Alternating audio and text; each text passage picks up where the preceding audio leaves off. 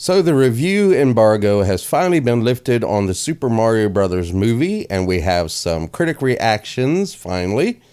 Now, this is a movie that I am really looking forward to seeing. I am a huge Mario fan going all the way back to 1981, since the first time I walked into an arcade, my local arcade, and saw Donkey Kong. We didn't know that that was Mario at the time. He was actually called Jumpman, but as things went on, Donkey Kong Jr., Super Mario Brothers, we finally realized that, hey, this is Mario, and he's been going strong ever since. I wouldn't exactly call myself a fan of the first Super Mario Brothers movie, even though it did star some good actors, Bob Hoskins, Dennis Hopper, but that's neither here nor there. The movie just stunk, but I am really looking forward to this one. I think Illumination does a really good job making movies. The Despicable Me movies, the Minions movies have been hilarious and well done. So I think Illumination is going to do good on this. Let's take a look at some of these reviews. They're mostly positive.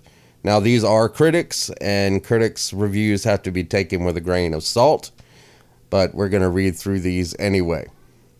First one is from Fandango's Eric Davis, called the adaptation the ultimate love letter to every era of Mario.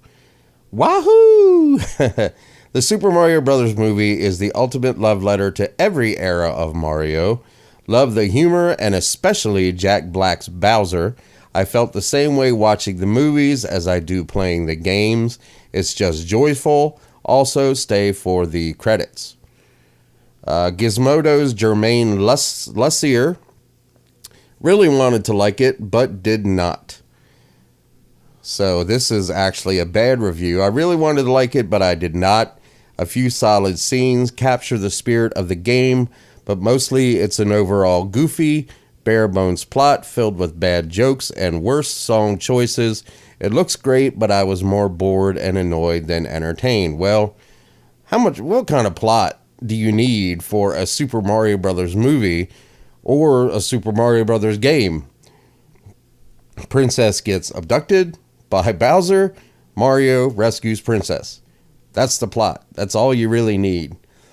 And as far as the music goes, well, it's a Mario game, so they probably took music directly out of the games, and I don't see how that can be bad, because the Mario music is iconic. Kind of funny, Tim Geddes completely disagreed with that criticism, called the music the star of the show. The Super Mario Brothers movie was awesome. Teared up from hype more than once. The music is the star of the show. Nintendo fans are going to be obsessed, and I'm not sure any movie in history has ever had this many Easter eggs and good ones. Isla Hink, I'm sorry if I got her name wrong, praised the visuals and particularly how Anya Taylor-Joy's Princess Peach, is so cool in it. Yo, the Super Mario Brothers movie is awesome. So fun and so many nods. I loved it. And it's gorgeous. And Peach is so cool in it. Isla Hink is obviously a woman, so of course Peach is going to be her go-to. Game Explains Andre Seegers called the Super Mario Brothers movie an utterly delightful thrill ride. The Super Mario Brothers movie is an utterly delightful thrill ride that is as joyful as it is magical. It's a movie that is for Mario fans first, and despite a somewhat shallow narrative, is a blast. Nearly moved me to tears seeing Mario realized so beautifully. Randy Jones noted the top-notch animation. The Mario worlds are brought to life with top-notch animation and energetic action that will delight kids and fans, full of loving Easter eggs and cameos.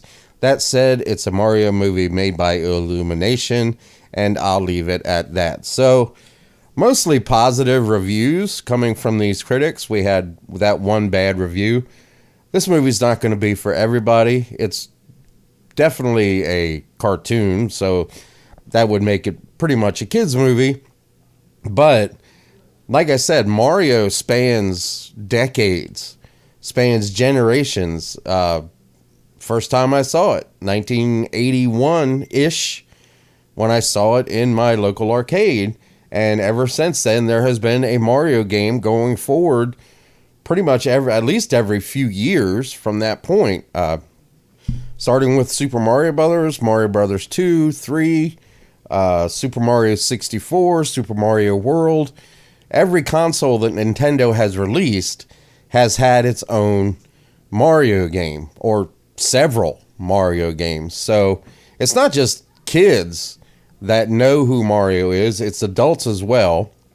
And it's just one of those things that has spanned generations and will continue to keep on going as long as Nintendo keeps making consoles and making games. And now that they've moved over into the realm of movies, I think they're actually planning on making many more movies beyond this. So I'm totally expecting this movie to make over $1 billion. Probably, maybe not domestically, but definitely worldwide. Mario is known worldwide. So I guarantee this is going to be $1 billion movie, and I hope it is. And it may go on to be one of the best-selling movies of the year. I can't think of much else that's coming out other than maybe Guardians of the Galaxy 3 and the Mission Impossible movies that could possibly make over $1 billion for the rest of the year. So we're just going to have to see how it goes. It comes out next weekend, so hopefully we'll get some more reviews and we'll get some fan reactions, and maybe I'll get a chance to actually see it.